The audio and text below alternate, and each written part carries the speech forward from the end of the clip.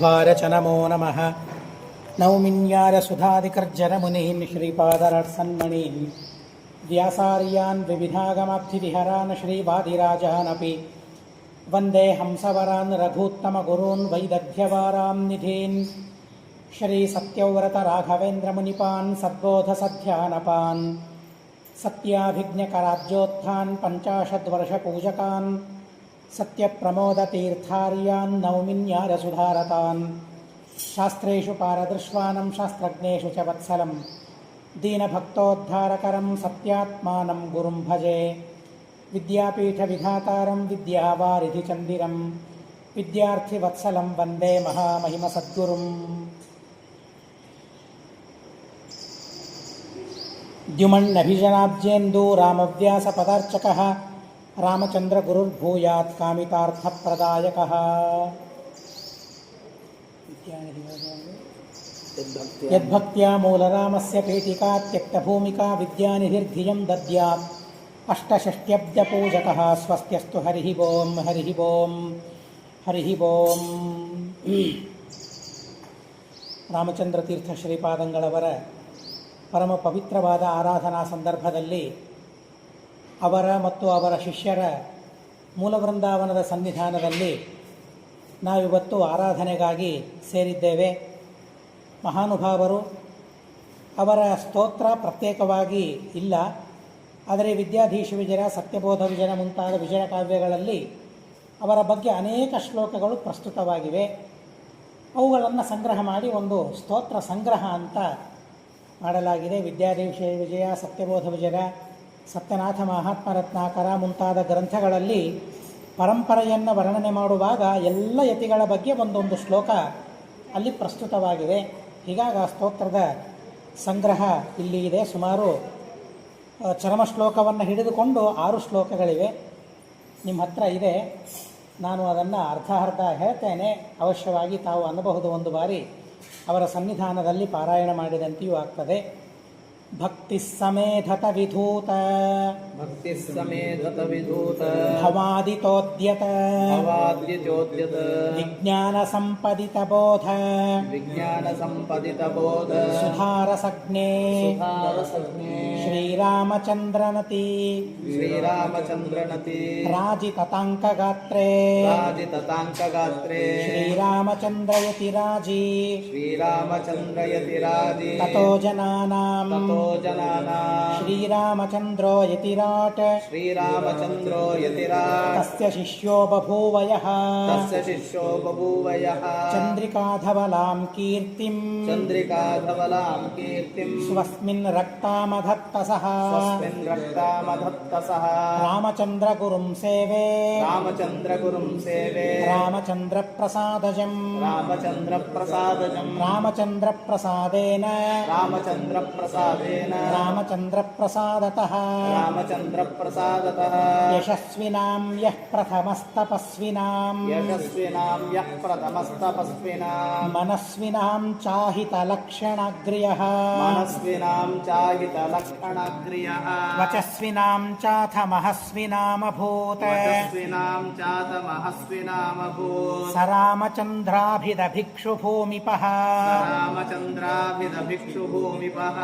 ಯದ್ವ್ಯಾಖ್ಯಾಚಂದ್ರಿಕಾವಾದಿ ಚೋರಾಂದ್ರಾವಯತಿ ಸ್ಮಹಿ ರಾಮಚಂದ್ರಂ ತಮಾಶಾಸೆ ವಿದ್ವತ್ಕೈರವಮೋದದಂ ದ್ಯುಮಣ್ಯಭಿಜನಾಬ್ಜೇಂದೂ ರಾಮವ್ಯಾಸಪದಾರ್ಚಕಃ ರಾಮಚಂದ್ರಗುರುರ್ಭೂಯಾತ್ ಕಾಮಿತಾರ್ಥಪ್ರದಾಯಕಃ. ಹೀಗೆ ಸತ್ಯಾಭಿನವ ತೀರ್ಥರು ಮೊದಲಾದವರು ರಚನೆ ಮಾಡಿದ ಕಾವ್ಯಗಳಲ್ಲಿ, ಸ್ತೋತ್ರಗಳಲ್ಲಿ ಬಂದಿರುವ 5 ಶ್ಲೋಕಗಳು, ಚರಮ ಶ್ಲೋಕ ಒಂದು ಸೇರಿ 6 ಶ್ಲೋಕಗಳ ಸಂಗ್ರಹ ಇಲ್ಲಿದೆ.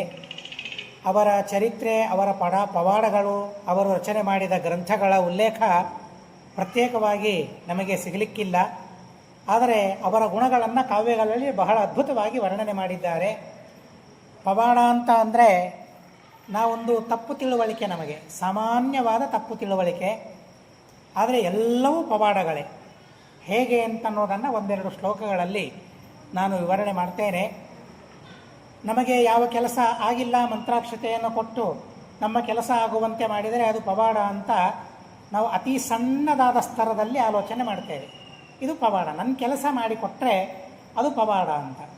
ಇನ್ನೊಬ್ಬರ ಕೆಲಸವಾದರೂ ಅದನ್ನು ಪವಾಡ ಅಂತ ನಾನು ಒಪ್ಪೋದಿಲ್ಲ. ಅಷ್ಟು ಸಣ್ಣ ದೃಷ್ಟಿಯಲ್ಲಿ ನಾನು ಆಲೋಚನೆ ಮಾಡ್ತೇನೆ. ಇನ್ನೊಬ್ಬರಿಗೆ ಬಹಳ ದೊಡ್ಡ ಲಾಭವಾಗಿರ್ತದೆ ಮಂತ್ರಾಕ್ಷತೆಯಿಂದ, ಆದರೆ ಅದನ್ನು ಪವಾಡ ಅಂತ ಒಪ್ಕೊಳ್ಳಿಕ್ಕೆ ನನ್ನ ಅಹಂಕಾರ ತಯಾರಾಗೋದಿಲ್ಲ, ನನ್ನ ಮನಸ್ಸು ತಯಾರಾಗುವುದಿಲ್ಲ. ನನಗೇನಾದರೂ ಆಯಿತಾ, ನನಗೆ ಲಾಭವಾದರೆ ಮಾತ್ರ ಅದನ್ನು ಪವಾಡ ಅಂತ ನಾನು ಒಪ್ತೇನೆ. ಹಾಗೆಲ್ಲ ಅಲ್ಲ.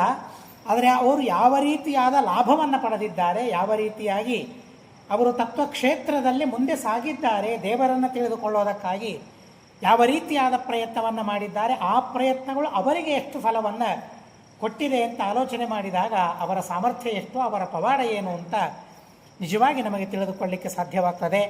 ವಾಗೀಶ ತೀರ್ಥರ ನಂತರ ರಾಮಚಂದ್ರ ತೀರ್ಥರು ವೇದಾಂತ ಸಾಮ್ರಾಜ್ಯದ ಅಧಿಪತಿಗಳಾಗ್ತಾರೆ.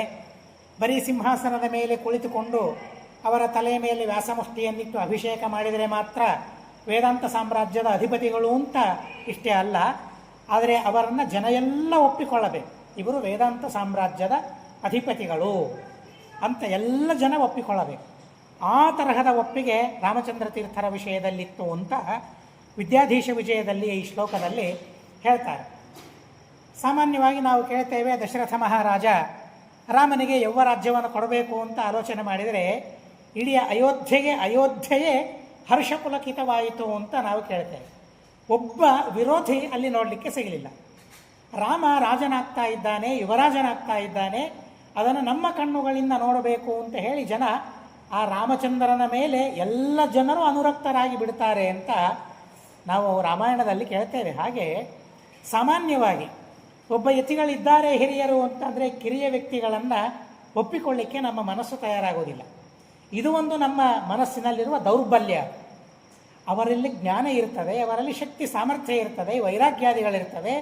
ಭಕ್ತಿ ಯತಿಗಳಿಗಾಗಬೇಕಾದರೆ ಏನೇನು ಗುಣಗಳು ಬೇಕೋ ಎಲ್ಲ ಗುಣಗಳಲ್ಲವರಲ್ಲಿ ಇದ್ದರೂ ಕೂಡ ನಾನು ಇಲ್ಲಿಯ ತನಕ ಆ ಹಿರಿಯ ಯತಿಗಳನ್ನೇ ನೋಡ್ತಾ ಬಂದಿದ್ದೆ, ಹೀಗಾಗಿ ಹೊಸ ಯತಿಗಳನ್ನು ನೋಡಿದರೆ ಇವರೇನು ಅವರ ಮುಂದೆ ಯತಿಗಳೆಲ್ಲ ಬಿಡಿ ಅಂತ ನಾವು ಹೇಳಿಬಿಡ್ತೇವೆ, ಸಹಜವಾಗಿ ತೀರ್ಮಾನ ಮಾಡಿಬಿಡ್ತೇವೆ.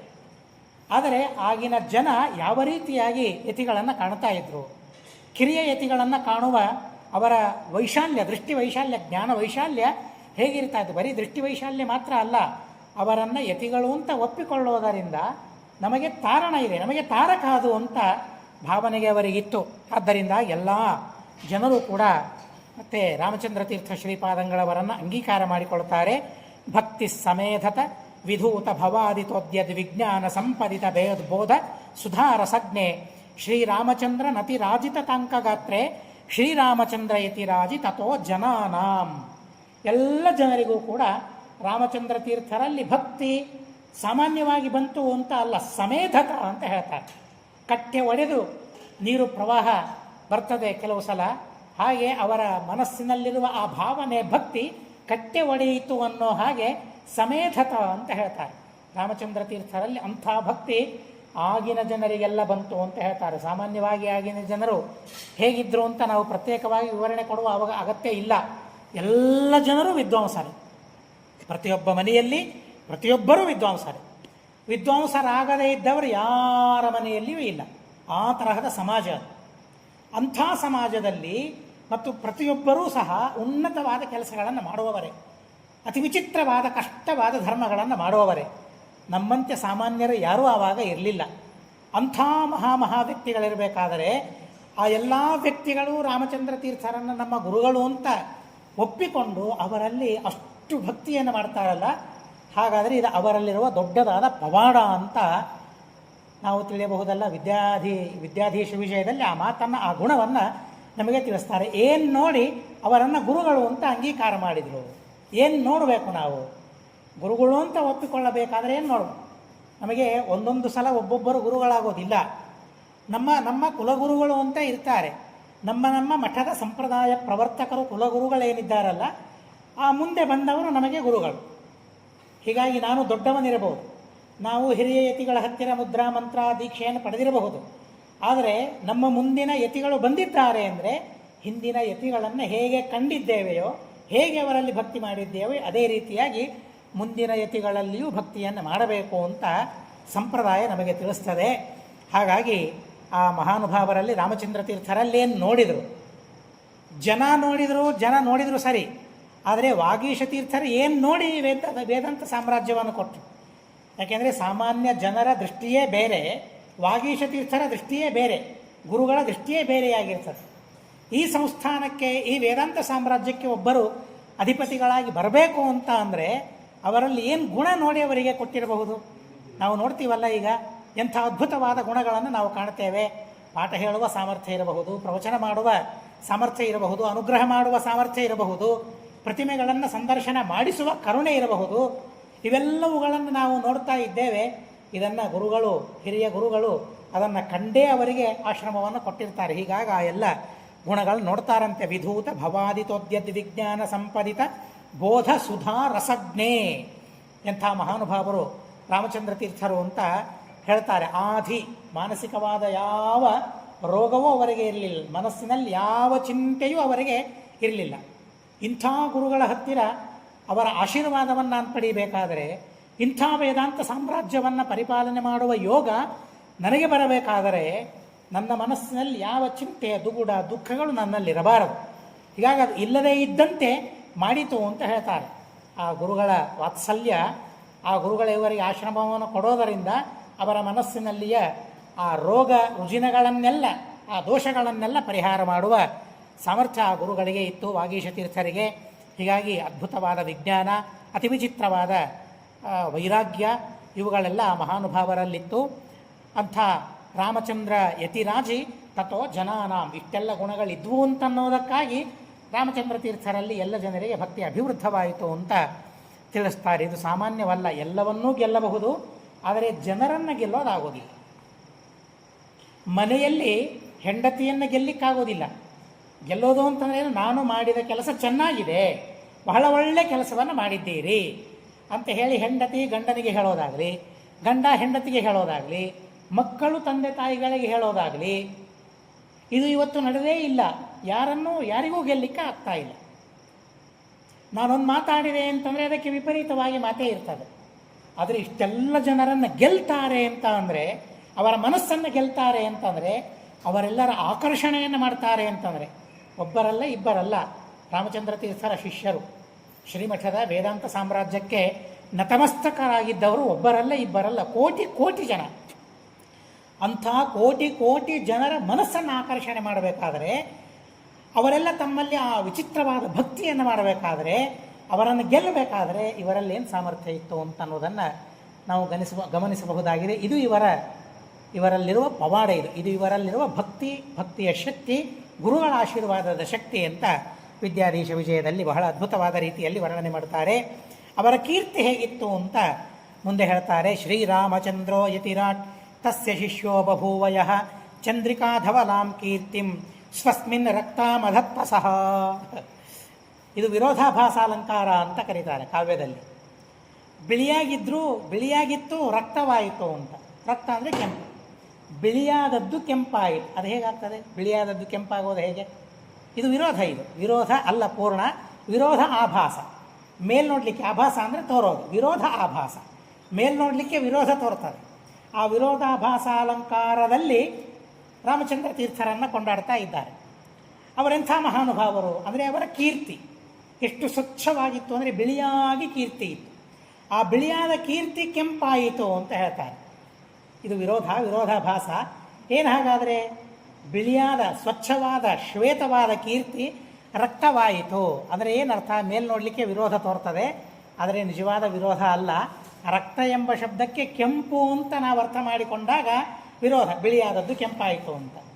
ಆದರೆ ಬಿಳಿಯಾದದ್ದು ಕೆಂಪಾಯಿತು, ರಕ್ತ ಶಬ್ದಕ್ಕೆ ಕೆಂಪು ಅಂತ ಅರ್ಥ ಅಲ್ಲ. ಇಲ್ಲಿ ರಕ್ತ ಅಂದರೆ ಆಸಕ್ತವಾಯಿತು ಅಂತ ಅರ್ಥ, ಅವರಲ್ಲಿಯೇ ನೆಲೆಯೂರಿತು ಅಂತ ಅರ್ಥ. ನಾವು ಹೇಳ್ತೀವಲ್ಲ, ಅವನು ಅನುರಕ್ತನಾಗಿದ್ದಾನೆ, ಆಟದಲ್ಲಿ ಅನುರಕ್ತನಾಗಿದ್ದಾನೆ, ಆಟದಲ್ಲಿ ರಕ್ತನಾಗಿದ್ದಾನೆ. ಏನರ್ಥ ಅದಕ್ಕೆ? ಆಟದಲ್ಲಿ ರಕ್ತ ಅಂದರೆ ಕೆಂಪಾಗಿದ್ದಾನೆ ಅಂತ ಅರ್ಥ ಏನಾಗಲ್ಲ, ಆಟದಲ್ಲಿ ಆಸಕ್ತಿ ಹೊಂದಿದ್ದಾನೆ ಅಂತ ಅರ್ಥ. ಹಾಗೆ ರಾಮಚಂದ್ರ ತೀರ್ಥ ಶ್ರೀಪಾದಂಗಳವರು ಇವರು ವಾಗೀಶ ತೀರ್ಥರ ಶಿಷ್ಯರಾಗಿದ್ದರು. ಅವರೇನು ಸಂಪಾದನೆ ಮಾಡಿದರು ಅಂದರೆ ಚಂದ್ರಿಕಾ ಧಬಲಾಂ ಕೀರ್ತಿ. ಬೆಳದಿಂಗಳು ಹೇಗಿರ್ತದೆ? ಬೆಳದಿಂಗಳು ಬಿಳಿಯಾಗಿ ಶುಭ್ರವಾಗಿ ಬೆಳದಿಂಗಳು ಇರ್ತದೆ. ಇಂಥ ಕಡೆಗೆ ಬಂದರೆ ಹುಣ್ಣಿಮೆ ದಿವಸ ನಾವು ಆ ಬೆಳದಿಂಗಳನ್ನು ನೋಡ್ತಾ ಅದರ ಆನಂದವನ್ನು ನಾವು ಅನುಭವಿಸಬಹುದು. ಅದು ಹೇಗಿದೆ ಅಂತ ನಾವು ಕಲ್ಪಿಸಿಕೊಳ್ಳಬಹುದು. ನಮ್ಮ ಊರಲ್ಲಿ ದೊಡ್ಡ ದೊಡ್ಡ ಊರುಗಳಿದ್ದಾಗ ಚಂದ್ರಿಕೆಯ ಬೆಳಕೆಯಲ್ಲಿ ಅವುಗಳ ಬೆಳಕೆ ನಮಗೆ ಕಾಣೋದಿಲ್ಲ. ಚಂದ್ರಿಕಾ ಧಬಲಾಂ ಕೀರ್ತಿ, ಚಂದ್ರಿಕಾ ಬೆಳದಿಂಗಳು, ಚಂದ್ರನ ಬೆಳದಿಂಗಳು ಅದರಂತೆ ಧಬಲವಾದ ಶುಭ್ರವಾದ ಬಿಳಿಯಾದ ಕೀರ್ತಿಯನ್ನು ಅವರು ಸಂಪಾದನೆ ಮಾಡಿದರು ಅಂತ ಹೇಳ್ತಾರೆ. ಆ ಚಂದ್ರನ ಬೆಳದಿಂಗಳಲ್ಲಿ ಕಪ್ಪು ಇಲ್ಲ, ಚಂದ್ರ ಮಂಡಲದಲ್ಲಿ ಕಪ್ಪಿದೆ ಅನ್ನೋದಕ್ಕ ಕವಿಗಳು ಕೂಡ ಎಷ್ಟು ಅದ್ಭುತವಾಗಿ ವರ್ಣನೆ ಮಾಡ್ತಾರೆ ನೋಡ್ರಿ. ಚಂದ್ರನಂತೆ ಶುಭ್ರವಾದ ಕೀರ್ತಿ ಅಲ್ಲಿಲ್ಲ, ಚಂದ್ರಿಕೆಯಂತೆ ಶುಭ್ರವಾದ ಕೀರ್ತಿ ಅಂತ ಅಂದರು. ಚಂದ್ರನಲ್ಲಿ ಕಲಂಕ ಇರಬಹುದು, ಕಪ್ಪಿರಬಹುದು. ನಾವು ನೋಡ್ತೀವಲ್ಲ, ಚಂದ್ರ ಪೂರ್ಣ ಉದಯಿಸಿದಾಗ ಮಧ್ಯದಲ್ಲಿ ಕಪ್ಪು ಕಾಣಿಸ್ತದಲ್ಲ, ನೋಡಿದ್ದೀರಲ್ಲ, ಹಿರಿಯಲೆಲ್ಲ ನೀವು ನೋಡಿರ್ತೀರಿ. ಹೀಗಾಗಿ ಸಣ್ಣವರಿಗೆ ಹೇಳಬೇಕಾದ್ರೆ ಕೇಳಬೇಕಾಗ್ತದೆ, ನೋಡಿದ್ದೀರಾ ನೀವು ಅಂತ. ಹೀಗಾಗಿ ಚಂದ್ರನಲ್ಲಿ ಆ ಕಪ್ಪು ಇದೆ, ಆದರೆ ಬೆಳದಿಂಗಳಲ್ಲಿ ಕಪ್ಪೆಲ್ಲಿಯಾದರೂ ನಮಗೆ ನೋಡಲಿಕ್ಕೆ ಸಿಗ್ತದ? ಆಕಳು ಕಪ್ಪಾಗಿರಬಹುದು, ಆದರೆ ಹಾಲು ಕಪ್ಪಾದದ್ದು ಎಲ್ಲಿಯಾದರೂ ಕಂಡಿದ್ದೀವ? ಇಲ್ಲ ಅಲ್ಲ. ಹಾಗಾಗಿ ಕವಿಗಳು ಆ ಕೀರ್ತಿಯನ್ನು ಹೋಲಿಸುವಾಗ ಚಂದ್ರನಂತೆ ಶುಭ್ರವಾದ ಕೀರ್ತಿ ಅಂತ ಅನ್ನೋದಿಲ್ಲ. ಯಾಕೆಂದರೆ ಅಲ್ಲಿ ಒಂದು ಅಪರಿಶುಭ್ರತೆ ಇದೆ, ಅಲ್ಲಿ ಒಂದು ಚುಕ್ಕೆ ಇದೆ, ಕಪ್ಪು ಚುಕ್ಕೆ ಇದೆ. ಆದರೆ ವಾಗೀಶ ತೀರ್ಥರ ಕೀರ್ತಿಯಲ್ಲಿ ಆ ತರಹದ ಕಪ್ಪು ಚುಕ್ಕೆಯೂ ಇಲ್ಲ. ಹಾಗಾದರೆ ಯಾವುದನ್ನು ಉಪಮಾನ ಕೊಡಬೇಕು? ನೋಡ್ರಿ, ಕವಿಗಳು ಎಷ್ಟು ಅದ್ಭುತವಾಗಿ ಅದನ್ನು ಉಪಮಾನವನ್ನು ಹುಡುಕ್ತಾರೆ. ಚಂದ್ರ ಅಂದರೆ ಅವರಿಗೆ ಸೇರ್ತಾ ಇಲ್ಲ, ಬೇಡ. ಅಂಥ ಕೀರ್ತಿ ನಮ್ಮ ರಾಮಚಂದ್ರ ತೀರ್ಥರದ್ದಲ್ಲ.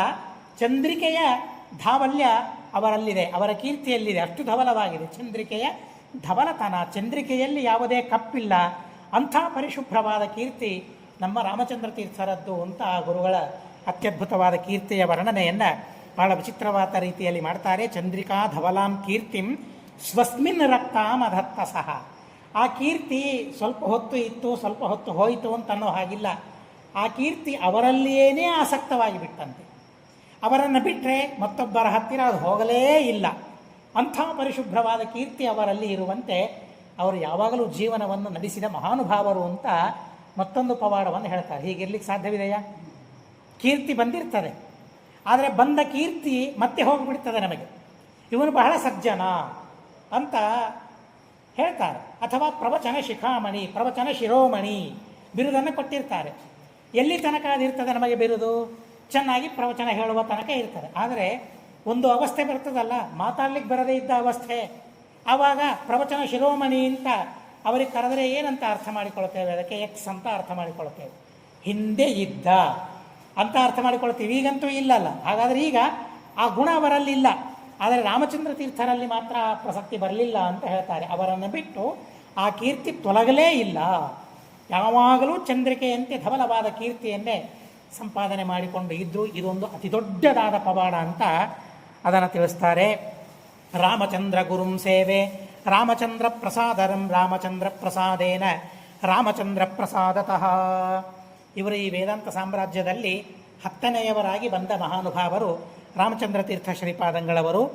ಅವರು ರಾಮಚಂದ್ರ ಗುರುಂ ಸೇವೆ, ಇದು ಸತ್ಯಾಭಿನವ ತೀರ್ಥ ಶ್ರೀಪಾದಂಗಳವರು ಗುರುಸ್ತುತಿಯಲ್ಲಿ ರಾಮಚಂದ್ರ ತೀರ್ಥರ ಸ್ತೋತ್ರವನ್ನು ಮಾಡ್ತಾರೆ. ಪರಮಾದ್ಭುತವಾದ ಗುರುಭಕ್ತಿ ಸತ್ಯಾಭಿನವ ತೀರ್ಥ ಶ್ರೀಪಾದಂಗಳವರದ್ದು. ಏನೇ ಆಗಲಿ ಇದು ಗುರುಗಳ ದಯ ಅಂತ ಹೇಳ್ತಾರೆ. ನಮಗೆ ಬೇಜಾರು ಬರ್ತದೆ ಕೆಲವು ಸಲ, ಅಲ್ಲ ಇಷ್ಟು ಸಣ್ಣ ಪುಟ್ಟಕ್ಕೆ ಗುರುಗಳ ದಯ ಅಂತ ಹೇಳ್ತಾರಲ್ಲ ಅಂತ ನಮಗನ್ನಿಸ್ತದೆ. ಆದರೆ ಏನೇ ಅವರ ಜೀವನದಲ್ಲಿ ನಡೆದರೆ ಇದು ಗುರುಗಳ ದಯ ಅಂತ ಹೇಳ್ತಾರೆ. ಕಷ್ಟ ತೊಲಗಿತು, ಗುರುಗಳ ದಯ. ಕಷ್ಟ ಬಂತು, ಗುರುಗಳ ದಯ ಅಂತ ಅನ್ನೋದಿಲ್ಲ, ನಮ್ಮ ಪ್ರಾರಬ್ಧದಿಂದ ಕಷ್ಟ ಬಂತು. ಆ ಕಷ್ಟ ಕಾಲದಲ್ಲಿಯೂ ಸಹ ದೇವರನ್ನು ಆರಾಧನೆ ಮಾಡುವ ಸೌಭಾಗ್ಯ ನನಗೆ ಸಿಕ್ತು, ಇದು ಗುರುಗಳ ದಯ. ಇಲ್ಲೇ ಹೋದರೆ ಇಂಥ ಕಷ್ಟ ಕಾಲದಲ್ಲಿ ನನಗೆ ಎಲ್ಲಿ ಮಾಡಲಿಕ್ಕಾಗ್ತಾ ಇತ್ತು, ಇಂಥ ಜ್ವರದಲ್ಲಿ ದೇವರ ಪೂಜೆ ಮಾಡಲಿಕ್ಕೆ ಎಲ್ಲಿ ಆಗ್ತಾ ಇತ್ತು. ಆದ್ದರಿಂದಾಗಿ ಕಷ್ಟ ನನ್ನ ಪ್ರಾರಬ್ಧಕ್ಕೆ ಅನುಗುಣವಾಗಿ ಬಂದರೂ ಗುರುಗಳ ಆಶೀರ್ವಾದ ಮಾಡಿ ನನ್ನಿಂದ ಸಾಧನೆಯನ್ನು ಮಾಡಿಸಿದರು ಅಂತ ನಿರಂತರ ಚಿಂತನೆಯನ್ನು ಮಾಡುವ ಮಹಾನುಭಾವರು ರಾಮಚಂದ್ರ ತೀರ್ಥ ಶ್ರೀಪಾದಂಗಳವರನ್ನು ಅವರು ಸ್ತೋತ್ರ ಮಾಡ್ತಾರೆ. ತಮ್ಮ ಪರಂಪರೆಯಲ್ಲಿ ಬಂದವರು ಅಂತ ಅನ್ನೋದಕ್ಕಾಗಿ ರಾಮಚಂದ್ರ ಗುರುಂ ಸೇವೆ ರಾಮಚಂದ್ರ ಪ್ರಸಾದಜಂ, ನಿರಂತರ ರಾಮಚಂದ್ರ ದೇವರ ಅನುಗ್ರಹಕ್ಕೆ ಪಾತ್ರರಾಗಿದ್ದಾರೆ. ನಮಗೇನಾದರೂ ಸತ್ಯಾಭಿನವರು ಹೇಳ್ತಾರೆ, ನಮಗೇನಾದರೂ ರಾಮಚಂದ್ರ ತೀರ್ಥರಲ್ಲಿ ಎಳ್ಳಷ್ಟು ಭಕ್ತಿ ಬಂದಿದೆ ಅಂತ ಅಂದರೆ ಅದು ಸತ್ಯನಾಥ ತೀರ್ಥ ಶ್ರೀಪಾದಂಗಳವರ ಅನುಗ್ರಹದಿಂದ ಅಂತ ಹೇಳ್ತಾರೆ. ಇವತ್ತು ನಮಗೆಲ್ಲ ರೀತಿಯಾಗಿ ಅನ್ವಯ ಮಾಡಿಕೊಳ್ಳುವ ಯೋಗ ನಮಗೆಲ್ಲ ಇಲ್ಲ, ಅನ್ವಯ ಮಾಡಿಕೊಳ್ಳುವ ಜ್ಞಾನ ನಮಗೆ ಇಲ್ಲ. ನಮಗೆ ಸುಖ ಆಗ್ತದೆ. ಯಾವುದರಿಂದ ಸುಖವಾಯಿತು?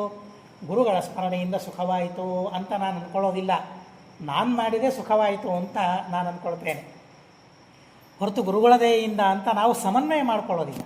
ದೇವರ ದಯೆಯಿಂದ, ದೇವರ ಅನುಗ್ರಹದಿಂದ, ನಾನು ಮಾಡಿದ ಒಳ್ಳೆಯ ಕಾರ್ಯದಿಂದ, ಆ ಕಾರ್ಯದಿಂದ ನನಗೆ ಒಳ್ಳೆಯದಾಗಿದೆ ಅಂತ ನಾವು ಸಮನ್ವಯ ಮಾಡಿಕೊಳ್ಳೋದಿಲ್ಲ. ಆದರೆ ಮಹಾನುಭಾವರು ಸತ್ಯಾಭಿನವರು ಮಾತ್ರ ರಾಮಚಂದ್ರ ದೇವರ ದರ್ಶನಕ್ಕೆ ಬಂದರು ಅಂತಂದರೆ, ಅವರ ದರ್ಶನವಾಯಿತು ಅಂತಂದರೆ ಇದು ಗುರುಗಳ ಅನುಗ್ರಹದಿಂದ ಅಂತ ಅವರು ಸ್ಮರಣೆ ಮಾಡಿಕೊಳ್ತಾರೆ. ಅಂಥ ಗುರುಭಕ್ತಿಯನ್ನು ತೋರಿಸುವ ಮಹಾನುಭಾವರು.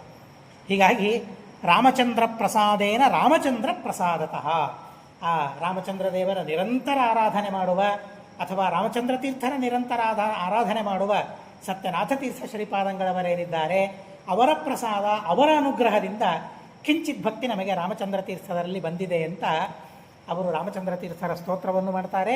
ಅವರ ಗುರುಸ್ತುತಿ ಪರಮಾದ್ಭುತವಾಗಿದೆ. ನಿಜವಾಗಿ ಅದೊಂದು ಸಪ್ತಾಹದ ಕ್ರಮದಲ್ಲಿ ಆಗಬೇಕು. ಆದರೆ ಪರಂಪರಾಗತವಾದ ಎಲ್ಲ ಗುರುಗಳನ್ನು ಹಂಸನಾಮಕನಾದ ಪರಮಾತ್ಮನಿಂದ ಶ್ರೀಮದಾಚಾರ್ಯರಿಂದ ಅವರು ಸತ್ಯನಾಥರ ತನಕ ಗುರುಗಳ ಸ್ತೋತ್ರವನ್ನು ಮಾಡ್ತಾರೆ. ಆದರೆ ಪ್ರತಿಯೊಂದು ಸ್ತೋತ್ರದಲ್ಲಿಯೂ ಸತ್ಯನಾಥರನ್ನು ತರ್ತಾರೆ. ಸತ್ಯನಾಥರಿಲ್ಲದೆ ಯಾವ ಶ್ಲೋಕವೂ ರಚಿತವಾಗೋದಿಲ್ಲ. ಅಷ್ಟು ಸತ್ಯನಾಥರಲ್ಲಿ ವಿಶಿಷ್ಟವಾದ ಭಕ್ತಿಯನ್ನು ತೋರಿಸುವ ಮಹಾನುಭಾವರು ಅವರ ರೀತಿಯಾಗಿ ರಾಮಚಂದ್ರ ತೀರ್ಥರ ಸ್ತೋತ್ರವನ್ನು ಮಾಡ್ತಾರೆ. ಯಶಸ್ವಿನಾಂ ಯಃ ಪ್ರಥಮಸ್ತಪಸ್ವಿನಾಂ ಮನಸ್ವಿನಾಂ ಚಾಹಿತ ಲಕ್ಷಣಾಗ್ರಿಯ ವಚಸ್ವಿನಾಂ ಚಾಥ ಮಹಸ್ವಿನಾಮಭೂತ ಸ ರಾಮಚಂದ್ರಾಭಿಧ ಭಿಕ್ಷು ಭೂಮಿಪಃ. ರಾಮಚಂದ್ರ ತೀರ್ಥರೆಂಬ ಹೆಸರಿನ ಭಿಕ್ಷು ಭೂಮಿಪಃ. ಭಿಕ್ಷು ರಾಜರು ಅಂತ ಅರ್ಥ. ಯತಿ ರಾಜರು, ಸನ್ಯಾಸಿ ರಾಜರು, ಸ್ವಾಮಿ ರಾಜರು ರಾಮಚಂದ್ರ ತೀರ್ಥರು ಅಂತ ಹೇಳ್ತಾರೆ. ಮಹಾಮಹಿಮೆ ಅವರದ್ದು. ವಿಚಿತ್ರವಾದ ಕೀರ್ತಿಯನ್ನು ಪಡೆದವರೇನಿದ್ದಾರೆ ಅವರೆಲ್ಲ ಅಗ್ರಗಣ್ಯರು, ಅವರಲ್ಲಿ ಅಗ್ರಗಣ್ಯರು ಅಂತ ಹೇಳ್ತಾರೆ. ಯಶಸ್ವಿನಾಂ ಯಹ ಪ್ರಥಮಃ, ಯಶಸ್ವಿಗಳಲ್ಲಿ ಮುಂದೆ ಇದ್ದವರು ರಾಮಚಂದ್ರ ತೀರ್ಥ ಶ್ರೀಪಾದಂಗಳವರು ಅಂತ ಹೇಳ್ತಾರೆ. ಯಶಸ್ವಿನಾಂ ಯಃ ಪ್ರಥಮಃ. ಏನು ಯಶಸ್ಸು ಅಂದರೆ ಏನು? ಅದಕ್ಕೆ ಅರ್ಥವನ್ನು ಛಾಂದೋಗ್ಯ ಭಾಷ್ಯದಲ್ಲಿ ಆಚಾರ್ಯರು ಹೇಳ್ತಾರೆ. ಯಶಸ್ಸು ಕೀರ್ತಿ ಎರಡು ಹೇಳ್ತಾರೆ, ಎರಡರ ಅರ್ಥವನ್ನು ಹೇಳ್ತಾರೆ. ದಿಕ್ಷು ಯಾನಾತ್ ಯಶಃ ಅಂತ ಹೇಳ್ತಾರೆ. ಎಲ್ಲ ದಿಕ್ಕುಗಳಲ್ಲಿ ಹರಡಿರ್ತದೆ, ಅದನ್ನು ಯಶಸ್ಸು ಅಂತ ಕರೀತಾರೆ ಅಂತ ಹೇಳ್ತಾರೆ. ಕೀರ್ತಿ ಅಂದರೆ ಏನು? ಎಲ್ಲರೂ ತಮ್ಮ ಬಾಯಿಯಿಂದ ಹೇಳ್ತಾರೆ, ಅದು ಕೀರ್ತಿ ಅಂತ ಅಂತಾರೆ. ಹೀಗಾಗಿ ಇವರ ಯಶಸ್ಸು ಏನಿದೆಯಲ್ಲ, ಇವರ ಕೀರ್ತಿ ಏನಿದೆಯಲ್ಲ, ಅದು ಒಂದು ಕಡೆಗೆ ಮಾತ್ರ ಅಲ್ಲ, ಎರಗೋಳಕ್ಕೆ ಮಾತ್ರ ಸೀಮಿತ ಅಲ್ಲ. ನಾವಿವತ್ತು ಹಾಗೆ ಮಾಡಿಟ್ಟಿದ್ದೇವೆ.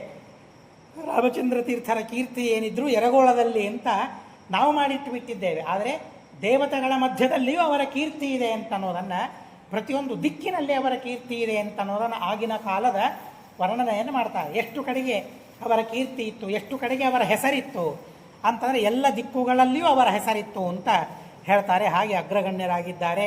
ತಪಸ್ವಿಗಳಲ್ಲಿ, ಒಳ್ಳೆ ಮನಸ್ಸಿದ್ದವರಲ್ಲಿ, ಉತ್ತಮವಾದ ದೈಹಿಕವಾದ ಲಕ್ಷಣಗಳಿದ್ದವರಲ್ಲಿ ಅಂತ ಹೇಳ್ತಾರೆ. ಆಹಿತ ಲಕ್ಷಣಾಗ್ರಿಯ.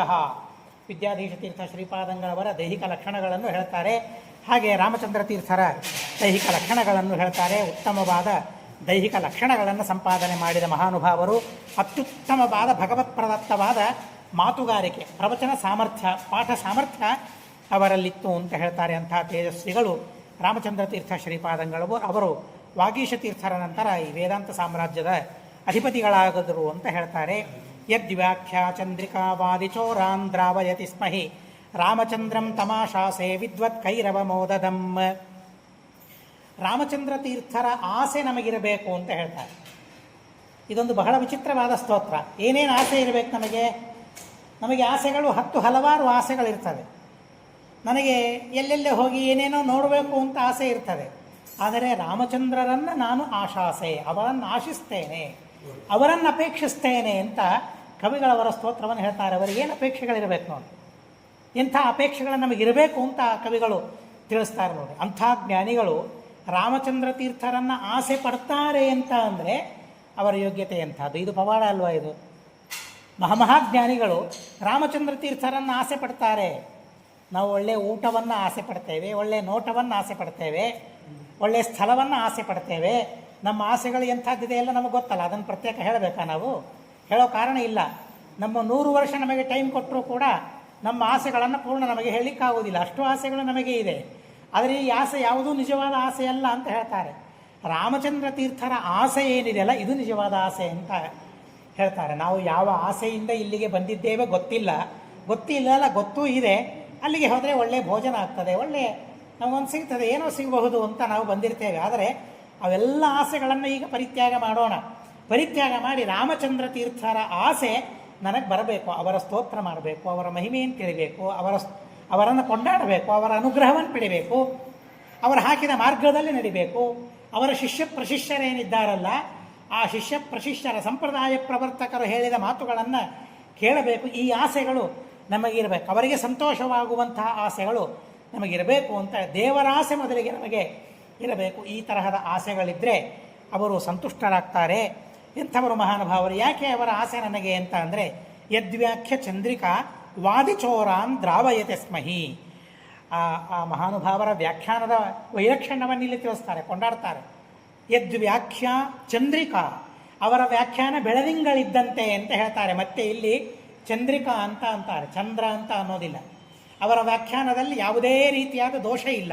ಚಂದ್ರಿಕೆಯಂತೆ ಬೆಳಕು ತುಂಬಿದ ವ್ಯಾಖ್ಯಾನ. ಅಂತಹ ಅವರ ವ್ಯಾಖ್ಯಾನವೆಂಬ ಚಂದ್ರಿಕಾ ವಾದಿಗಳೆಂಬ ಕಳ್ಳರನ್ನು ದೂರ ಓಡಿಸ್ತದಂತೆ.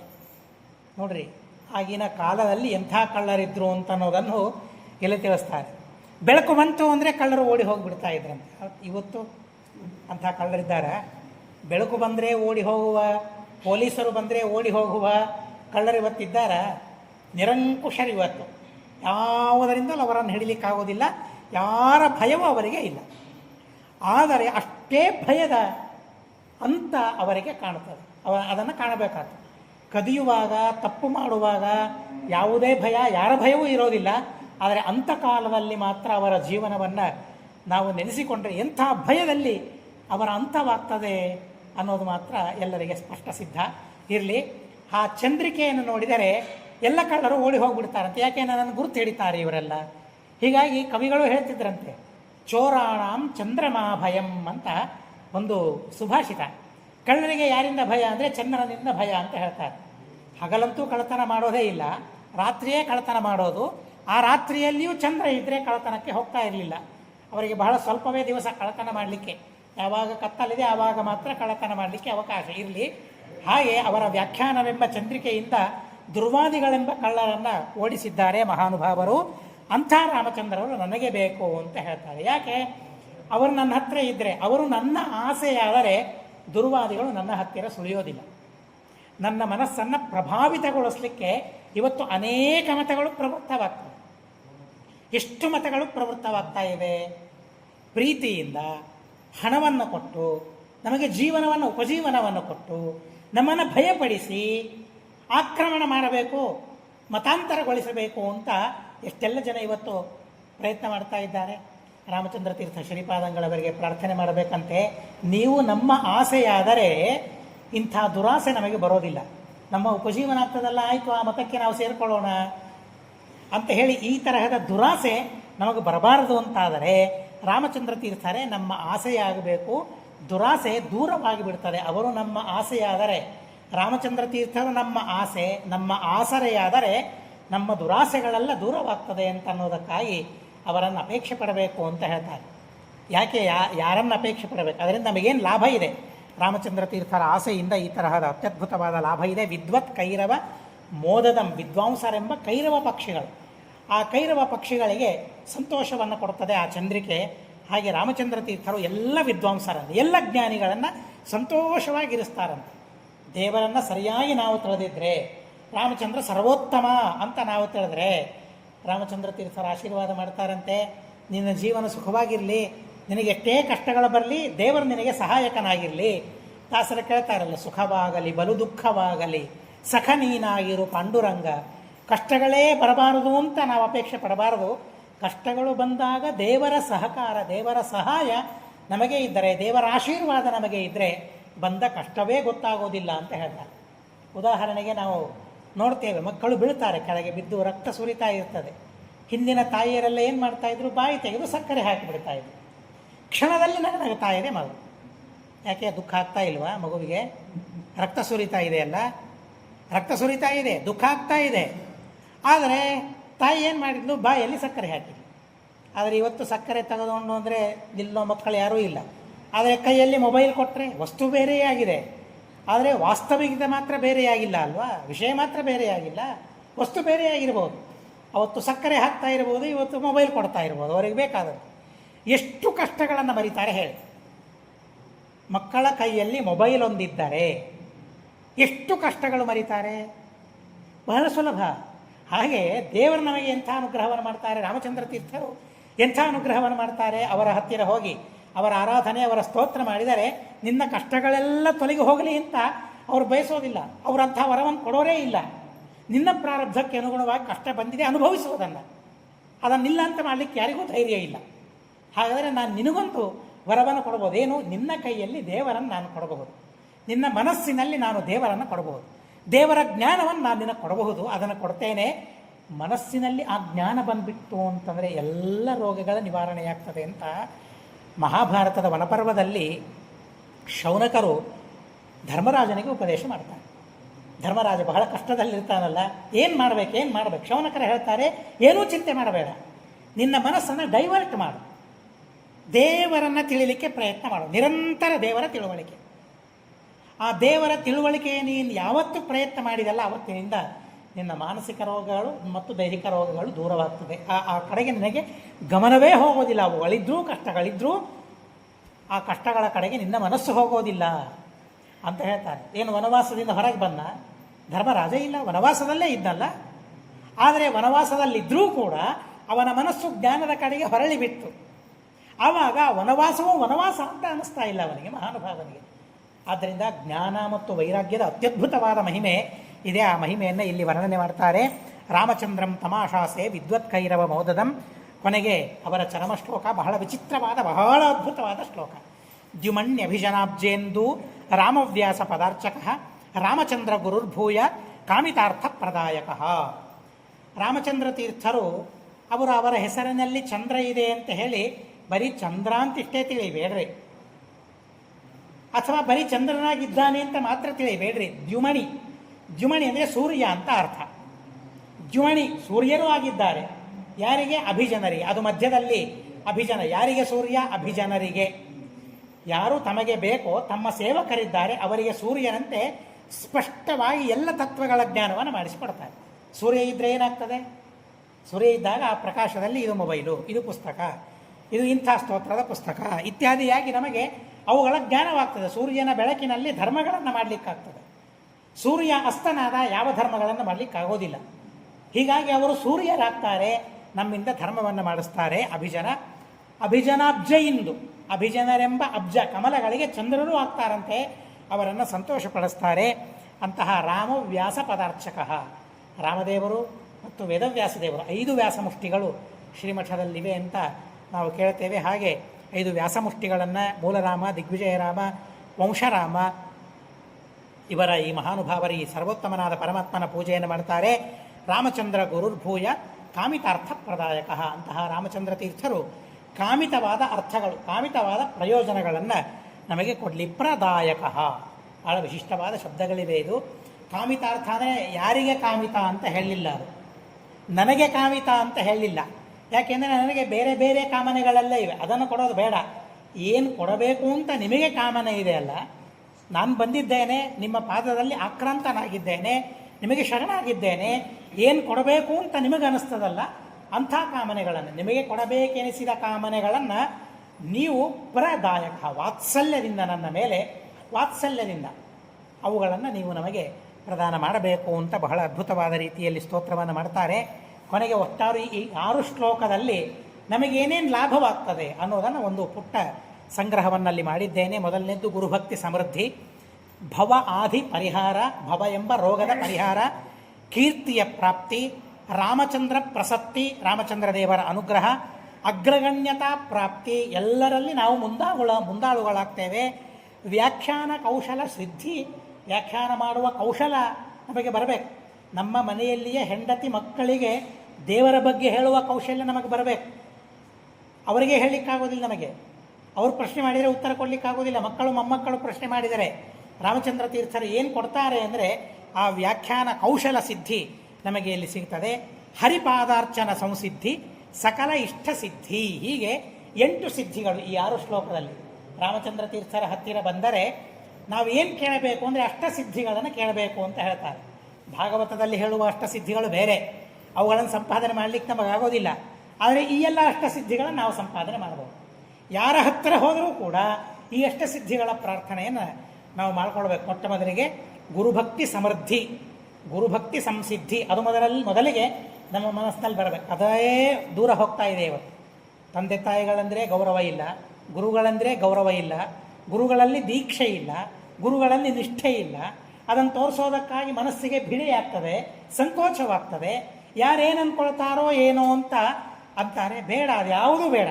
ನಮ್ಮ ಗುರುಗಳಲ್ಲಿ ನಮಗೆ ಅಚಂಚಲವಾದ ಭಕ್ತಿ ಬರಲೇಬೇಕು, ಅಚಂಚಲವಾದ ಭಕ್ತಿ ಬರಲೇಬೇಕು. ಅದು ನೀವು ನಮಗೆ ಕೊಡಬೇಕು. ಹೀಗಾಗಿ ಬಹಳ ದೊಡ್ಡದಾದ ಸಿದ್ಧಿ, ಇದಕ್ಕಿಂತಲೂ ದೊಡ್ಡದಾದ ಸಿದ್ಧಿ ಇದೆಯಾ? ಗುರುಗಳ ಮೇಲೆ ಭಕ್ತಿ ನಮಗೆ ಬಂದ್ಬಿಟ್ಟು ಅಂತಂದರೆ ಇನ್ನೇನು ಸಿಗ್ಬೋದು ಅದರಿಂದ? ಹೀಗಾಗಿ ಪರಮಾದ್ಭುತವಾದ ಸಿದ್ಧಿ ಅದು. ಭವಾಧಿ ಪರಿಹಾರ ಸಿದ್ಧಿ. ಸಂಸಾರ ಎಷ್ಟು ನೋವು ಸಂಸಾರದಿಂದ ನಮಗಾಗ್ತಾ ಇದೆ, ಅದರ ಪರಿಹಾರ ಸಿದ್ಧಿ ಒಂದಾಗಬೇಕು. ಕೀರ್ತಿ ಪ್ರಾಪ್ತಿ ಅದು ಸಿದ್ಧವಾಗಬೇಕು.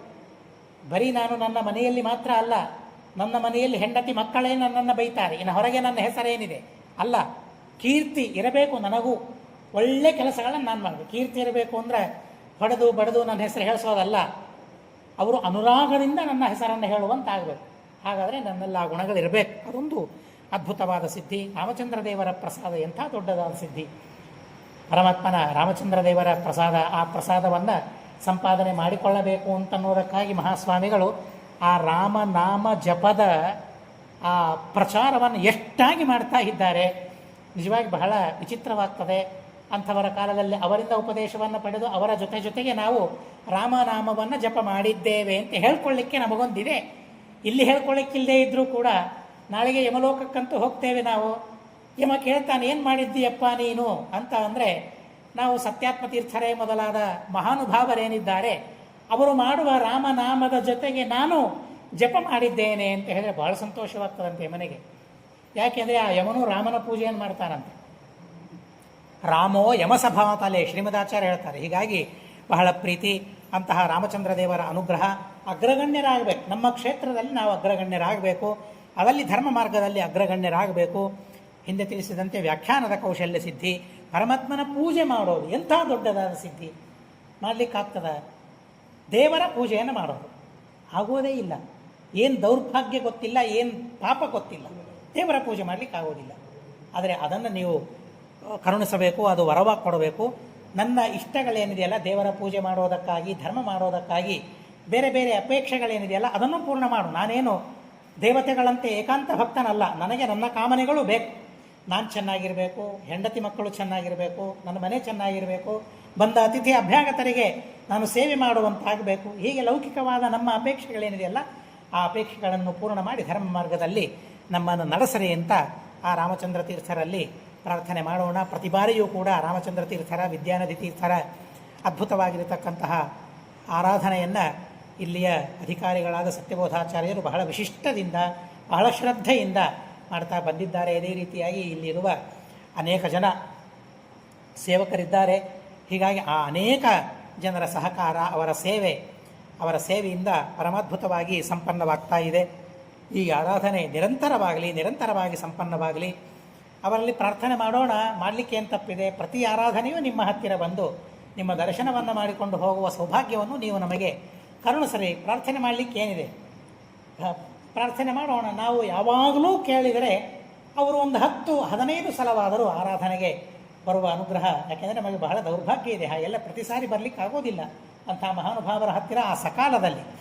ಹೀಗಾಗಿ ಪ್ರತಿ ಬಾರಿಯೂ ನಿಮ್ಮ ದರ್ಶನವನ್ನು ಮಾಡಿಕೊಳ್ಳುವ ಸೌಭಾಗ್ಯವನ್ನು ನೀವು ನಮಗೆ ಕೊಡ್ರಿ. ಅವರ ಶಿಷ್ಯರೇ ವಿದ್ಯಾನದಿ ತೀರ್ಥ ಶ್ರೀಪಾದಂಗಳವರು. ಏನು ಭಾಗವತ ಅತ್ಯದ್ಭುತವಾದ ಸಿದ್ಧಿಯವರಿಗೆ ವಿದ್ಯಾನದಿ ತೀರ್ಥ ಶ್ರೀಪಾದಂಗಳವರಿಗೆ ರಾಮಚಂದ್ರ ತೀರ್ಥರ ಅನುಗ್ರಹದಿಂದ ಆ ಸಂಸ್ಥಾನದ ಪೆಟ್ಟಿಗೆ ಭೂಮಿಯ ಒಳಗೆ ಇಟ್ಟಾಗ ಭಾಗವತದ ಪಂಚಮಸ್ಕಂಧದಲ್ಲಿಯ ಗದ್ಯಗಳನ್ನು ಪಠನೆ ಮಾಡಲಿಕ್ಕೆ ಪ್ರಾರಂಭ ಮಾಡ್ತಾರಂತೆ. ಅವರ ಭಕ್ತಿ, ಅವರ ಅತಿ ವಿಚಿತ್ರವಾದ ಶಕ್ತಿ. ಆ ಭಾಗವತದ ಶ್ಲೋಕಗಳನ್ನು 5ನೇ ಸ್ಕಂಧದಲ್ಲಿ ಬರುವ ಆ ಭಾಗವತದ ಗದ್ಯಗಳನ್ನಂತ ಹೋದರೆ ಭೂಮಿ ಬಿರಿದು ಆ ಪೆಟ್ಟಿಗೆ ಮೇಲೆ ಬರ್ತದಂತೆ. ದೇವರನ್ನೇ ಮೇಲೆ ತರಿಸುವ ಸಾಮರ್ಥ್ಯ ಆ ಮಹಾನುಭಾವರು ವಿದ್ಯಾನದಿ ತೀರ್ಥ ಶ್ರೀಪಾದಂಗಳವರಿಗೆ ರಾಮಚಂದ್ರ ತೀರ್ಥರು ಕರುಣಿಸಿದ್ದಾರೆ ಅಂತಂದ ಮೇಲೆ ಅವರ ಸಾಮರ್ಥ್ಯದ ಬಗ್ಗೆ ಎಳ್ಳಷ್ಟೂ ಸಂದೇಹ ಪಡುವ ಅವಶ್ಯಕತೆ ಇಲ್ಲ. ಅಂಥ ಮಹಾನುಭಾವರ ಸನ್ನಿಧಾನದಲ್ಲಿ ನಿಮ್ಮ ಬಗ್ಗೆ ನಾವು ಅಲ್ಪ ಸ್ವಲ್ಪ ತಿಳಿದಿದ್ದೇವೆ. ಅದರಿಂದ ಅವರಿಗೆ ಬೇಸರ ಆಗಬಹುದು. ಅವರ ಬಗ್ಗೆ ನಾವು ಹೇಳಿದರೆ ಅವರಿಗೆ ಸಂತೋಷವಾಗೋದಿಲ್ಲ. ಆದರೆ ಅವರಿಗೆ ಅದೆಲ್ಲ ಬಂದದ್ದು ವಾಗೀಶ ತೀರ್ಥರ ಅನುಗ್ರಹದಿಂದ ಅಂತ ನಾವು ತಿಳಿದ್ರೆ ಮಾತ್ರ ಅವರಿಗೆ ಪರಮ ಸಂತೋಷವಾಗ್ತದೆ. ಹಾಗೆ ಸಂತೋಷದಿಂದ ನಮ್ಮನ್ನು ಅನುಗ್ರಹ ಮಾಡಲಿ ಅಂತ ಕೇಳಿಕೊಳ್ತಾ, ಅಸ್ಮದ್ ಗುರುವಂತರ್ಗತ ತಾತ್ವಿಕ ದೇವತಾಂತರ್ಗತ ಭಾರತೀರಮಣ ಮುಖ್ಯ ಪ್ರಾಣಾಂತರ್ಗತ ಶ್ರೀಕೃಷ್ಣಾರ್ಪಣಮಸ್ತು. ಅಕ್ಷರಂ ಕರ್ಮ ಯಸ್ಮಿನ್ ಪರೇ ಸ್ವರ್ಪಿತಂ ಪ್ರಕ್ಷರಂ ಯಾಂತಿ ದುಃಖಾನಿ ಯನ್ನಾಮತಃ ಅಕ್ಷರೋಜೋ ಅಜರ ಸರ್ವದೇವಾಮೃತಃ ಕುಕ್ಷಿಗಂ ಯಸ್ಯ ವಿಶ್ವಂ ಸದಾ ಅಜಾದಿಕಂ ಪ್ರೀಣರಾಮೋ ವಾಸುದೇವಂ ದೇವತಾಮಂಡಲಾಖಂಡಮಂಡನಂ ಹರಿಃ ಓಂ ಹರಿಃ ಓಂ ಹರಿಃ ಓಂ ಅನೇನ ಭಾವಯತ್ ಪುಣ್ಯಂ ತದಾಪ್ನೋತು ಗುರು.